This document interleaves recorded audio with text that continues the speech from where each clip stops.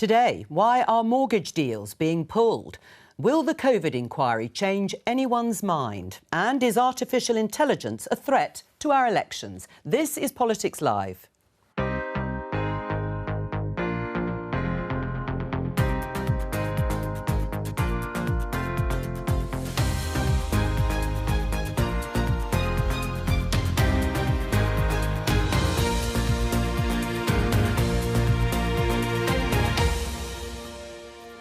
With me today, Conservative MP and former Minister Brendan Clarke-Smith, Labour MP Carolyn Harris, Zoe Grunewald of The New Statesman and the founder of Conservative Home, Tim Montgomery. Today, more turmoil in the mortgage market. 2 weeks ago, I got a letter saying, in line with the interest rates, your repayments are going up to £1,130, which is quite a hike. As banks and building societies pull more deals, we ask who's to blame. Also today, people should know that I do want to bring taxes down. Now, it's important right now that we tackle inflation. That is the #1 economic priority.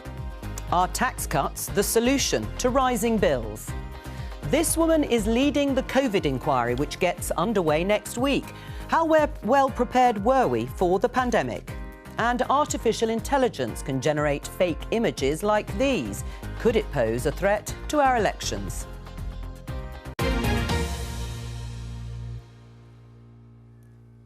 Let's start today's programme with something different. Headline here in The Times.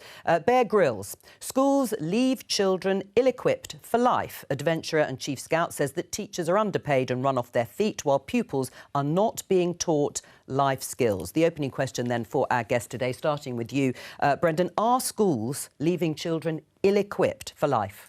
Well, I'm going to stick up for teachers, being one myself, certainly in a former life. And it's not up to schools to teach this as well. It's parents as well, and it's wider society. So those life skills you would expect to be learned elsewhere. But of course, we're investing in things like apprenticeships. We've stuck £2.3 billion into that. There's T-levels. So from an academic point of view, we're trying to do that. But in terms of general values, whether that's life-saving skills, whether that's things like sign language that we've introduced in various places as well. I mean, yes, there's always room to develop more skills. My little boy loves Bear Grylls and watches him regularly. But again, schools can't do everything. I think we have to remember that. Some of the skills that are listed by Bear Grylls, he says these are the things that really matter in life. They're rooted in attitudes, relationships, skills and knowledge. I mean, schools are supposed to teach these sorts of things, but is the curriculum perhaps tilted in the wrong way?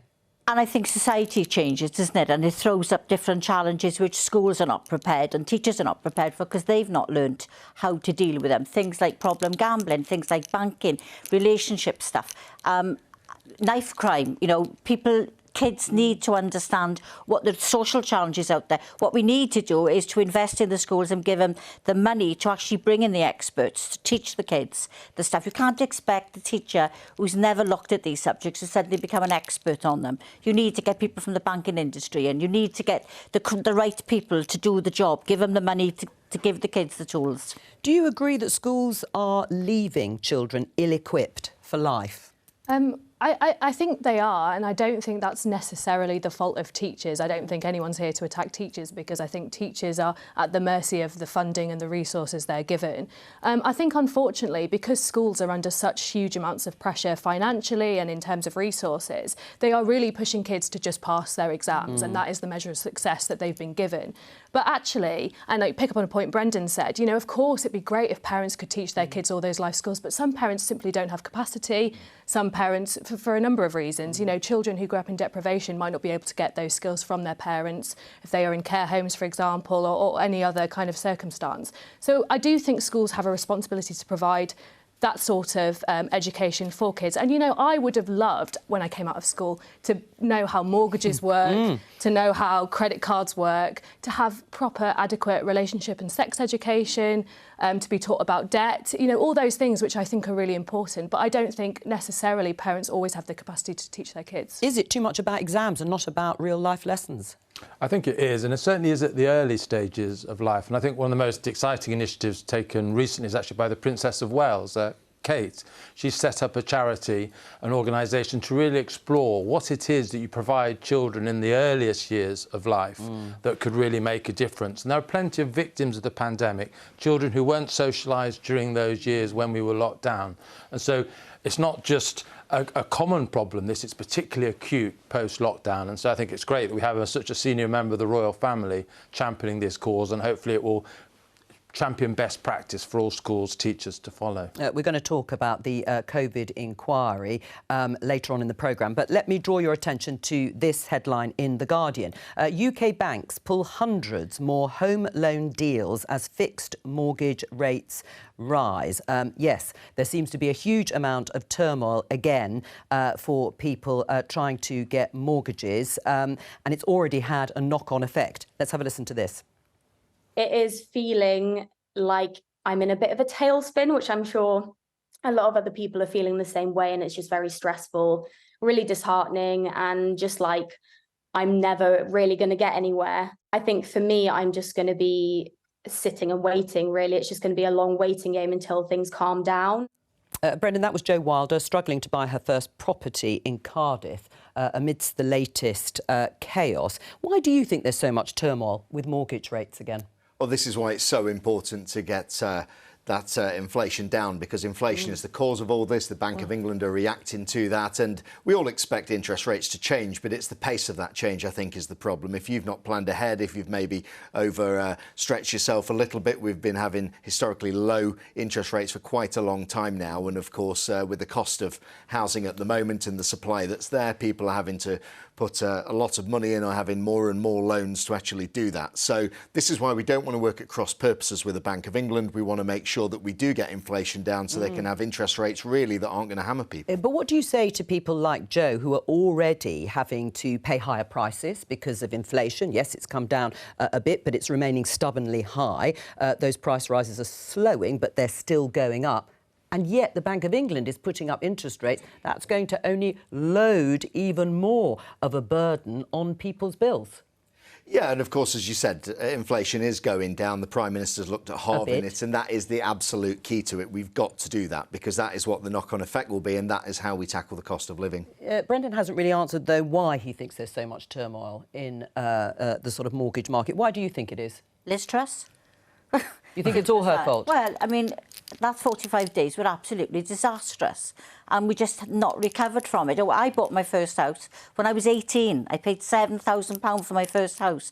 I'm now talking to people who are in their 40s who can't buy their first house. Solicitors, professionals, you know, you can talk about halving inflation. That's not how people are feeling. People are feeling that their backs against the wall. They can't afford to buy their homes. They can't rent and buy their homes, which means they can't save for a deposit. They can't even afford to pay for their weekly shopping. So you may think that this is all working, but the feel factor is this country's on its knees and people are suffering. Liz Truss. But well, I think you've got to look at the global picture, and 4.5% in many countries would actually be a very low interest rate. So I don't think it's right to blame Liz Truss for that. Interest rates have been going up across the world. We've had food prices going up. We've had inflation everywhere else as well. So this isn't a problem that's isolated to the UK. This is something that's actually going on everywhere.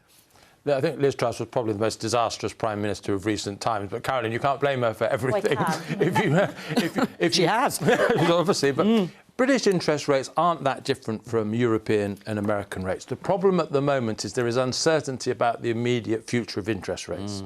Once that uncertainty's passed, which is probably 2-3 months away, we'll probably see the mortgage market settle. But just for the moment, because mortgage companies don't know what Bank of England interest rate will be next month or the following month because of the stubbornness of inflation, we're seeing a little bit of this uncertainty. But it isn't Liz Truss's fault. It's global markets' fault, and it will probably be easing within 3 or 4 months. Do you agree with that, Zoe? I mean, this is the Daily Mirror headline. They agree with Caroline, or Caroline agrees with them. Liz Truss is blamed for inflation chaos as mortgage lenders hike rates yet again. Now, it's certainly true that Andrew Bailey, the Governor of the Bank of England, has said in a Treasury evidence session recently the impact of the Truss mini-budget from last year has pretty much gone now.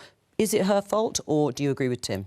Well, she injected a lot of uncertainty into the market, absolutely. But I think one of the main problems is that one of the main problems for people day to day is that their repayments are so high. And the reason their repayments are so high is because house prices are so high. And one of the reasons house prices are so high is because we do not have enough houses in this country. True.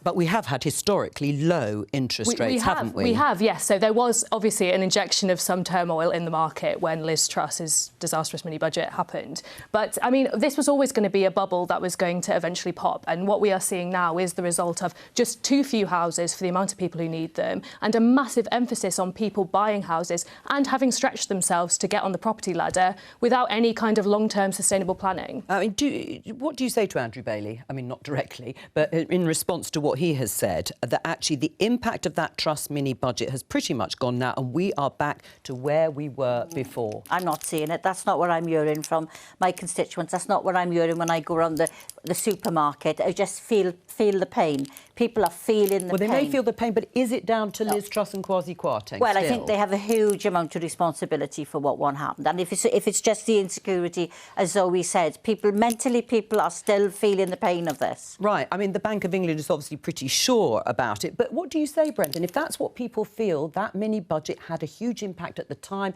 and it's lingering in people's minds.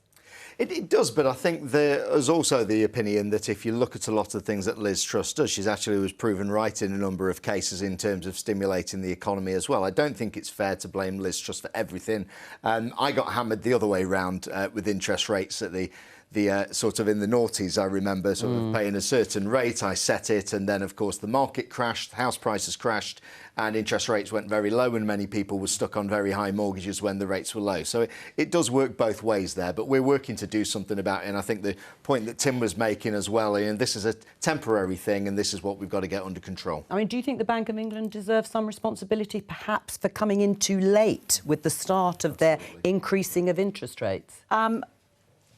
The Bank of England is an independent organisation, and it's really important that we keep that independence. Of course, but you can still blame them for making the wrong decision. Well, in your mind. I think they've made the decision that they've made at the time they felt it was appropriate to make it. And I'm not going to interfere with the Bank of England I used strategy. to be at the Bank of England. Actually, joined the Bank of England 2 months before we crashed out of the exchange rate mechanism. So it wasn't great timing. But the key thing about inflation, if you want to control inflation, is the best way is to hit it hard and quick, to begin to bring expectation under control. And I think the problem with central banks around the world is they raised interest rates too gradually, too softly. They were trying to, in a way, shield us from the consequences of what they're doing. It was a good motivation, but actually what we needed was a shock to expectations to bring inflation under control. And actually this slow, steady attempt to tackle inflation has meant that it's persisted for longer. So I think the Bank of England next time will take a different approach. They've got it wrong on this occasion. Do you agree with that, Zoe? Well, I think it's going to make a lot of people feel very anxious to hear that they should expect a bigger shock next time, because I think for a lot of people the shock has been really extreme. I mean, those people who took out, who bought a home during the stamp duty holiday back in 2021 or whenever it was, and now 2 years later have to renew their mortgage, it's shocking the amount that they'll have to pay. We heard it before. So, I mean, I don't exactly know whether the Bank of England should have acted sooner. I'm not entirely sure. But what I do know is that there are people behind this, and they're the ones who will suffer if you have a more extreme shock. Right. I mean, if external factors have been to blame for rising inflation, which is what the government has told us, whether it was the pandemic, whether it was the Ukraine war, how does raising interest rates domestically help, Brendan?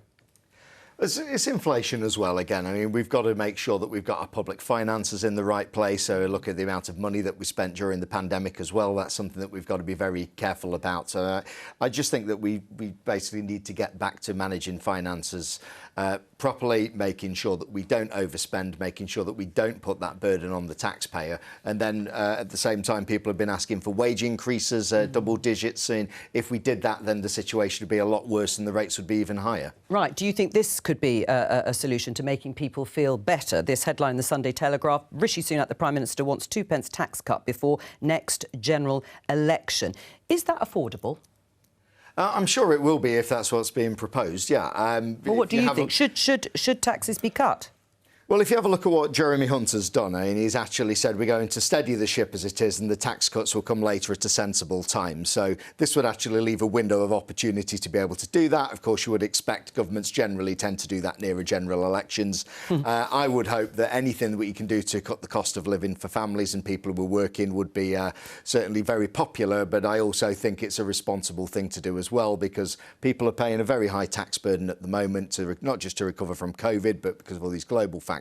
It just gives them a little bit of breathing space. Would you like to see lower taxes? I mean, Labour goes on about it being the highest tax burden in 70 years. Is that the answer? Fairer taxes. We need fairer taxes. And is that lower taxes? Well, it'll be fairer. It'll be spread across. Why are we nom-doms, for example, subsidising private schools? We need to be looking at the kinds of things that's being taxed now, and we need to rejig that around so we go the right way. But I mean, this headline, this is a government who's now saying potentially we'll have a tax rate next year, just ahead of a general election. This is the government in charge. Who'd have thought of that being political? Exactly. I mean, this is the government. We shouldn't be having anticipated tax cuts. They should know where they're going and what they're doing. That's the problem with this government. They completely lost it. They've got no ideas, they've got no plan, and they are just desperately trying to claw fingernails into that wall to hang on and get through the next election. And I'm afraid they're done.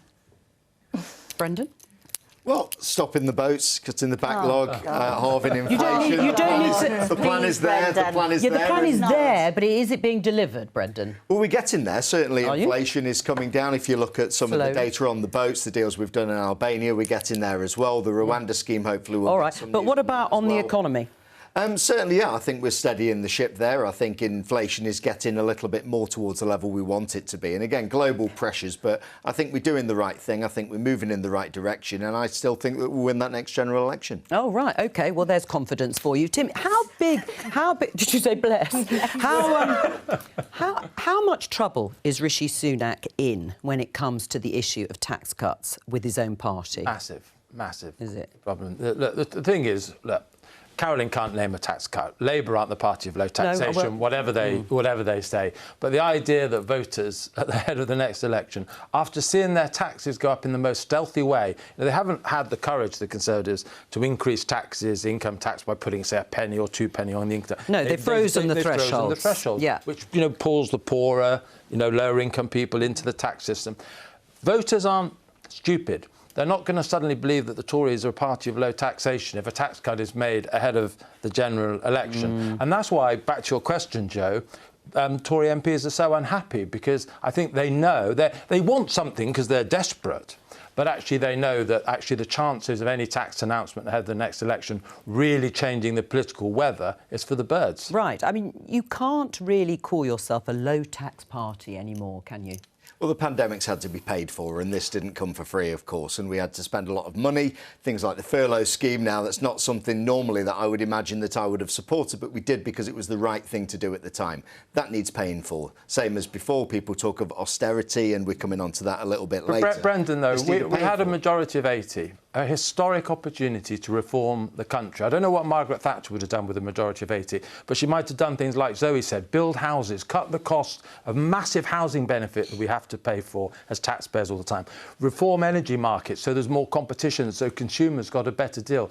We haven't done any of that. It's the waste of the majority that Boris Johnson won in 2019 is why the upward pressure on tax is so great. The pandemic could have been paid for over a long period. It's these general ongoing costs that are the problem. Brendan?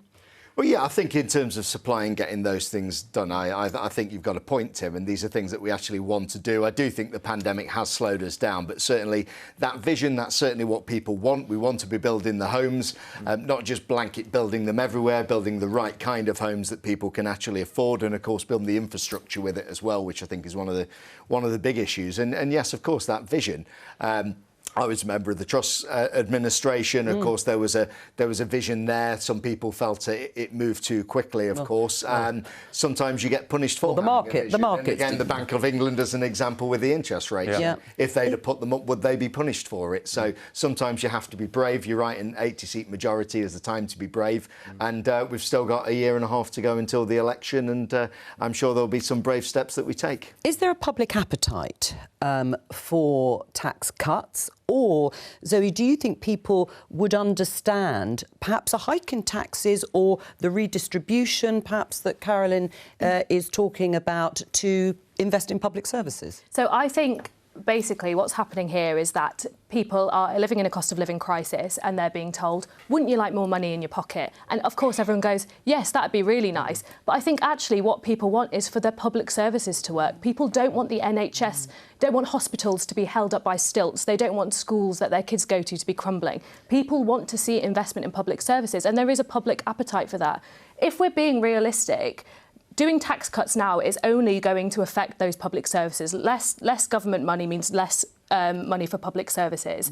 And I don't think anybody wants to see that. And going forward, we have got an ageing population, we've got an impending climate crisis, we've got a public appetite for better services. There is no way that tax cuts will be able to achieve any of those things or get on top of any of those things if we take more money away from the problem, government. though, is if we constantly increase taxes for the good reasons that you say, the economy will stutter, because ultimately entrepreneurs, people do not invest in countries with high levels of taxation. So I think we have to, and I think we're at a tipping point, and this was the thing that the insight that Liz Truss had that was correct. We're at a tipping point, whereas if we put up taxes much more, we will see some of the most important businesses, the most able people, there'll be a brain drain out of this country. And that's my worry about a Labour government. They will send the economy over the cliff with their idea of fair taxation, Carolyn. When I hear fair taxation from someone like you, I just think it's high taxation, and that's not what the economy I think needs. we've moved on from that, Tim. I think everybody knows the Labour Party's moved on. Under Keir Starmer's leadership, we're not going to be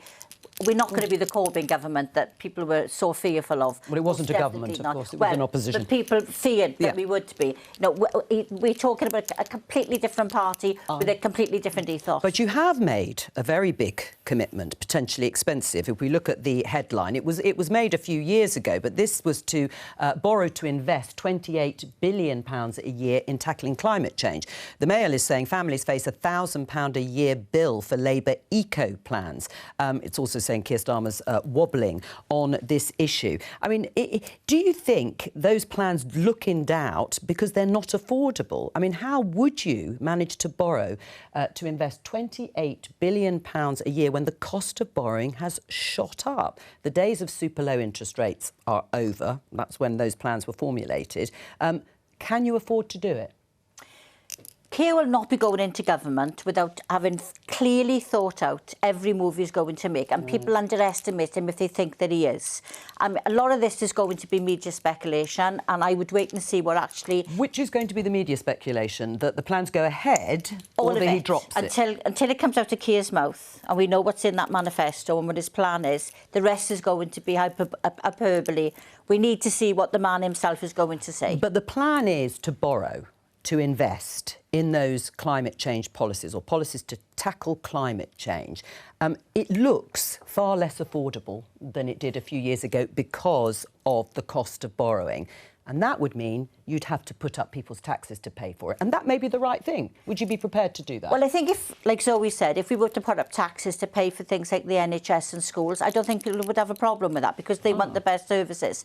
I personally would be more than happy to pay more tax if I thought it was going into schools. Yeah, I would. I mean, I've always said that. Right, so you would. Well, you say but perhaps that is what people want. If they really felt it was going to be invested in public services, is it just about being honest about these things? Well, it is about being honest, and the problem is if Labour win the next election, they're not going to have a big majority. It's not going to... people don't like arrogance, Carolyn. Be careful about that. But, you know, Labour will not win the Tony Blair-style majority that was on 97. There'll be... Labour MPs will hold the balance. They may even have a minority government, and it will be the attitude of, frankly, Labour MPs like Carolyn, who, in their instincts, want to put up taxes. And Chris Bryant, actually, when whatever Keir Starmer may want, there'll be enough Labour MPs on the left, still in his party, perhaps in coalition in some form with the SNP in Scotland, pulling Labour to the left. And so whatever Keir Starmer may say, and we'll, of course, listen very carefully to his words, Carolyn, it may not be what the Labour Party force on him in Parliament. No, I mean, no... It's not about left and right. It's about Keir and his government doing the right thing. We've had We've had 13 years of sheer hell. But your instincts matter, the instincts of the Parliamentary Labour Party and whoever you might be in coalition with And we're certainly not going to the left. You know, we are a moderate party, and that is what the country needs now. The country needs a change. It needs fresh ideas. It needs people who can come up with new ideas to take us forward.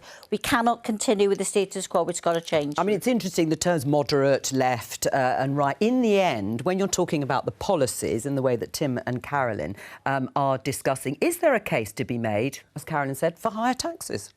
I think what really needs to be done, and I think Labour needs to be clear about how the money's going to be spent, what it means, but I think also making it clear to the public that, OK, maybe there will be something like more taxes, but that doesn't mean everyone's going to be worse off every month. It means there'll be better public services. It should stimulate the economy. And when we're talking about this £28 billion pledge, that's loads of jobs.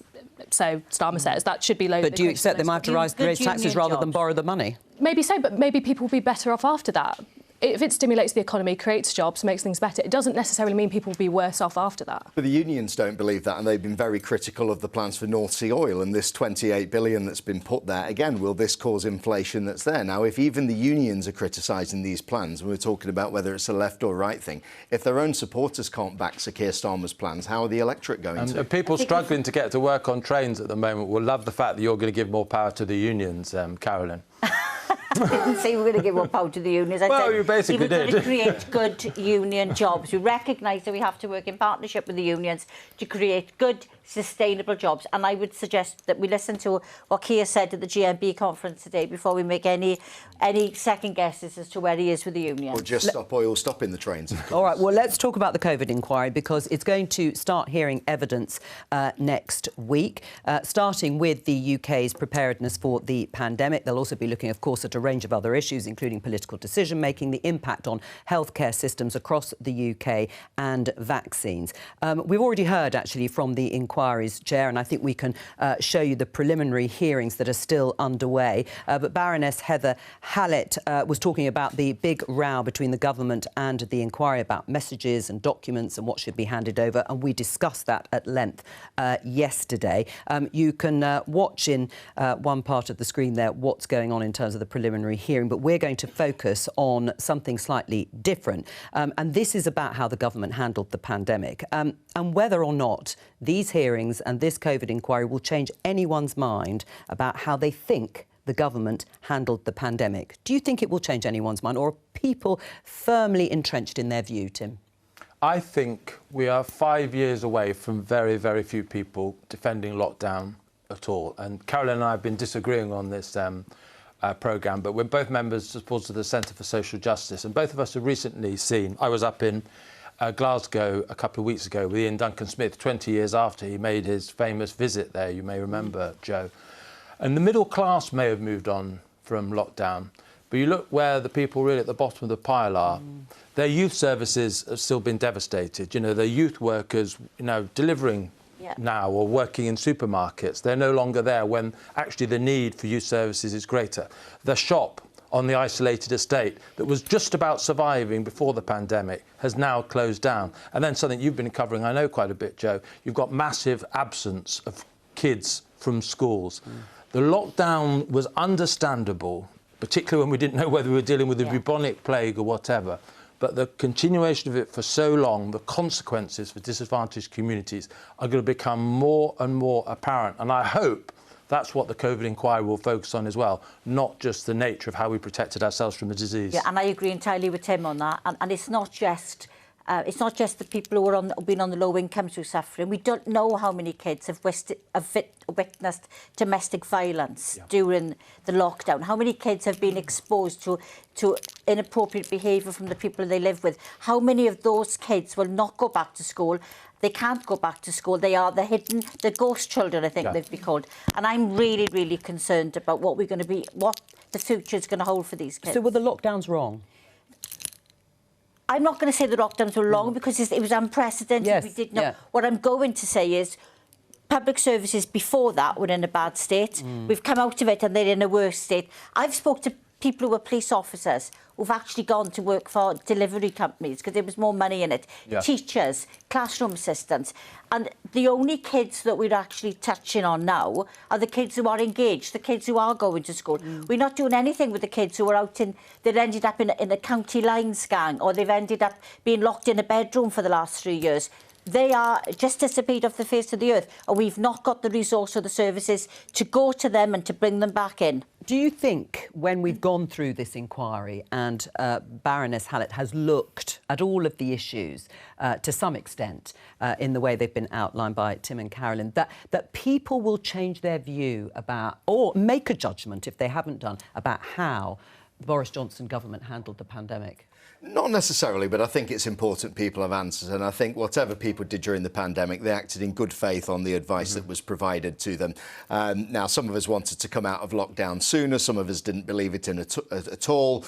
Obviously, we were saying that Labour wanted to keep us in longer, but I'm not going to criticise people for that because, again, I'm sure that was done with the best intentions as well that were there. I was a Plan B rebel. I wanted to, it's the only thing I actually rebelled in Parliament because I wanted to see an end of it. But again, I think we need to concentrate on the future and where we are as well. I think you can dwell on it too much. I think the points that everybody's making about kids attending school, what's actually happened in our communities, getting people back out onto the high street, doing all of these things, working from home, how that's affected us. These are going to affect people's lives more. I think if you just do too much navel gazing about you should have done that, you should have done this, it becomes a blame game and it doesn't help anybody. Right. Well, you talk about the blame game. I mean, this is the headline in The Independent because there are reports that say actually the former Prime Minister David Cameron and his Chancellor George Osborne will be called to give evidence over the austerity policies that left the UK hugely unprepared for COVID, says the TUC, the Trades Union Congress.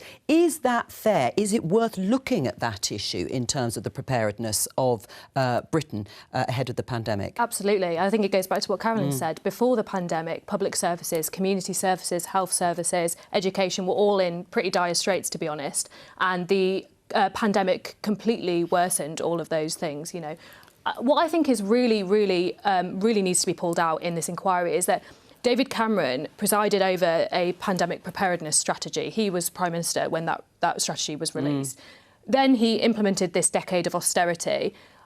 The idea that there was no calculation in his mind as to what would happen, how these cuts on public services would impact if there was a pandemic, is quite shocking to me. And I think it's something the inquiry will look at and uncover, because we already saw that hospitals were at breaking point before they were running at very high capacity. Absolutely. Doctors were already talking about staffing shortages. They were already talking about a lack of resources. And we knew there was a pandemic coming eventually. Well, I mean, what do you think about that, Tim? Because you passionately laid out that poorer communities really suffered and are still suffering. Do you think there is truth in the lack of preparedness because public services were stripped to the bone, according to the TUC? And I think that some of the life in those communities was getting better before the pandemic struck. You know, over the last 20 years, when I've been associated with the Centre for Social Justice, we've seen a lot of reforms take place, a lot of extra funding of youth services. The universal credit has generally been good at simplifying the benefits system. But what happened, I don't think you can just discount how bad the lockdown was for these communities.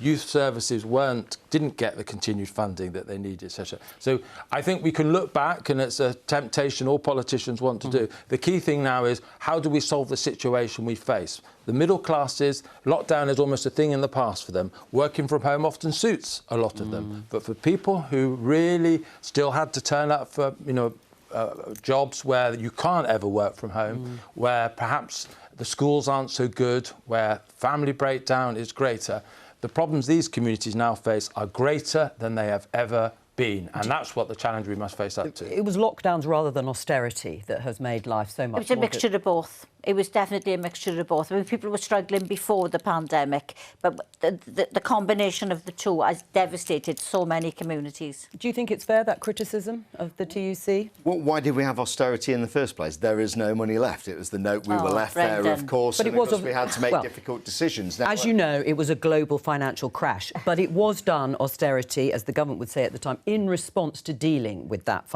global financial crash. And, of course, preparedness. We've not done that badly. Of course, we've developed the vaccine. We came out of lockdown before many other countries as well. It was a global phenomenon that was very difficult to deal with, and whichever country has dealt with it, it was going to be a very difficult situation that's going to be there however you dealt with it. So again, it's easy to apportion blame for it, but I don't think we did too badly in this country. I think we did many positive things that are there as well. But this is why this focus has got to go on what we're going to do about it next. And it goes back to people's mortgage interest rates, it goes back to people's jobs, people's pay, and it's all the knock-on effects of it. That's what we really need to focus on, again, not blaming people for things that could have or should have been done 20-odd years ago.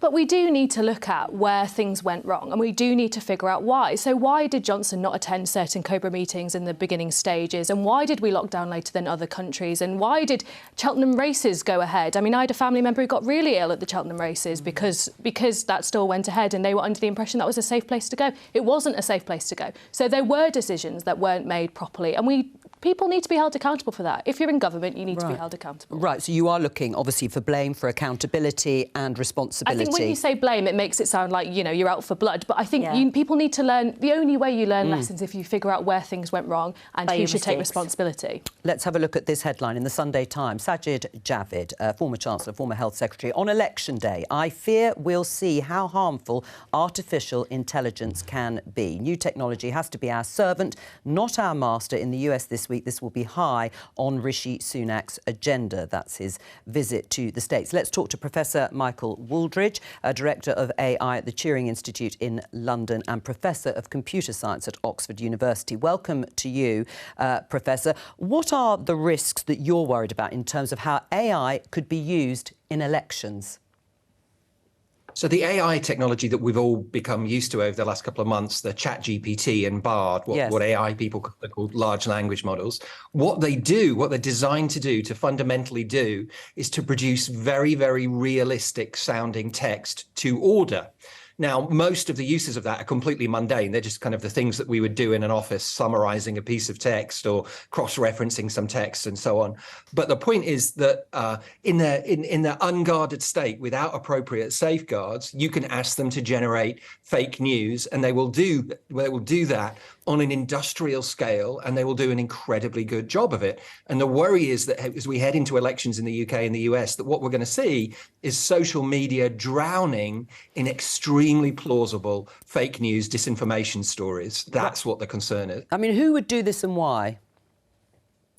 Well, I think there's a whole host of people who would do it. I think there are probably teenagers across the country with an idle interest in just vandalizing the democratic process.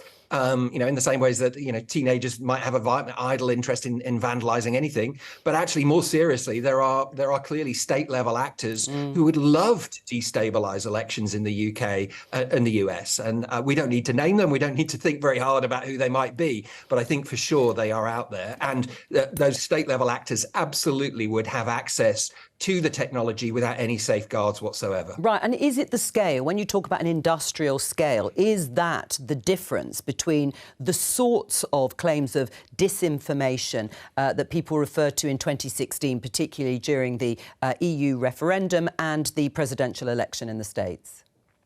Yeah, and it was the misinformation, the disinformation that we were seeing there was produced by human beings, and it was on a relatively small scale. What this technology can do is it can personalize it to any given individual. So let me just give you a scenario. Yeah. Suppose you're on social media and you post a series of postings on social media, and let's say you're basically a Labour voter, but you're a bit unhappy about the history of the Labour Party with anti-Semitism.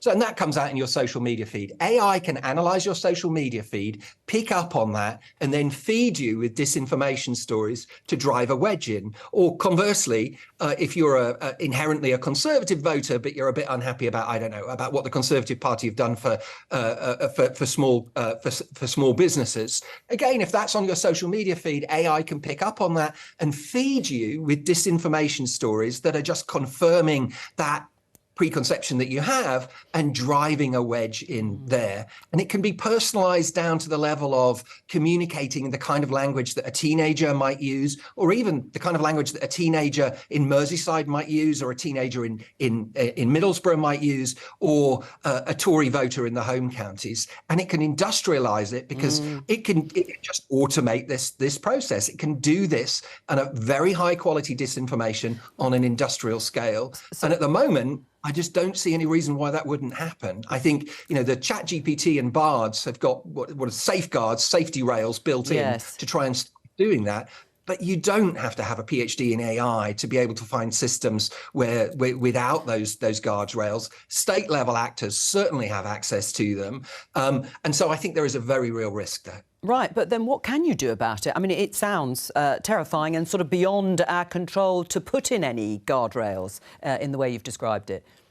So responsible AI companies and the large companies, the household name companies that are dealing with this are frantically trying to do exactly that. It's imperfect at the moment, and they're rightly being taken to task for the failings of their safeguards on a daily basis. But actually, I think we've got to look to social media companies in particular to decisively get their act together. And the real worry, I think, is one immediate one, is we've all seen and talked about the changes at Twitter over the last year. So recently, we saw these terrible shootings in a mall in Dallas, and there was very graphic video and photographs of the aftermath of that were posted on Twitter and weren't picked up for hours. And the worry is that in amongst all the changes that have happened to Twitter, there used to be people basically whose job was to do exactly that, to intercept exactly that kind of post and pick up on it. And the worry is now that because of what's happened to Twitter in particular, but all social media companies have had massive layoffs, that they've got some capability to do that. So we need social media companies. Governments need to talk to social media companies to decisively get their act together. What do you make of what you've heard, first of all, from the professor? Do you think those sorts of solutions are absolutely critically important for now? Well, it sounds like it, doesn't it? It sounds really, really scary. I think, absolutely, we need the government to move fast with regulation. I do think it's a good thing that we're talking about it on such a big scale now. I think there's clearly an appetite from the public and from the government to act on this. I know, I think it was reported this morning that Sunak's possibly thinking about an international AI summit. It sounds to me like global cooperation is really necessary on this, and it needs to cross borders, and companies need to be held to account. So all those things that were just said, I think, are a really important solution. Do you think we can get a grip on this? I think partly discussing this now, Joe, so that voters are educated. I could take 30 seconds of audio from you, and I could make a video with existing technology.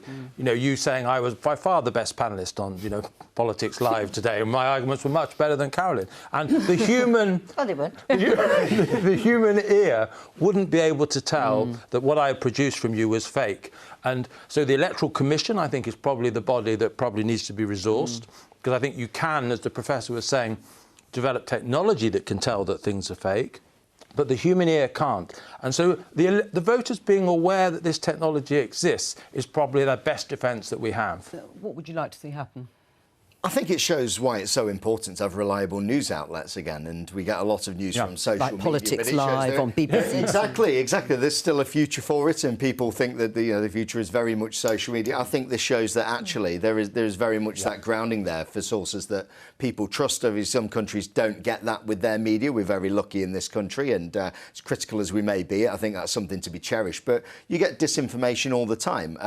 Political parties put disinformation out about each other. Twitter is full of it. Facebook is full of it. So it's not a new thing. It's a more sophisticated version of it. And of course, AI, the way it's developed so much in recent years, you feel like it's something from like one of the Terminator films or so on. We have these sort of shape-shifting beings eventually, and not just the leader of the opposition turning from a Corbynite to a Blairite. But just keep an eye on it, I think. But again, there is a real place for real decent. Just keep an eye. Is that going to be enough, Carolyn? Definitely not. It needs regulation. Look, as someone who until recently thought that you needed a plumber to install YouTube, I can tell you that this absolutely terrifies me. But having seen the damage that the gambling industry, for example, has been able to assert over punters by monopolising their telephones and making them into casinos 24/7. I know the damage that this kind of technology can do. It has to be regulated, it has to be controlled, it has to be monitored, but we have to keep on top of it.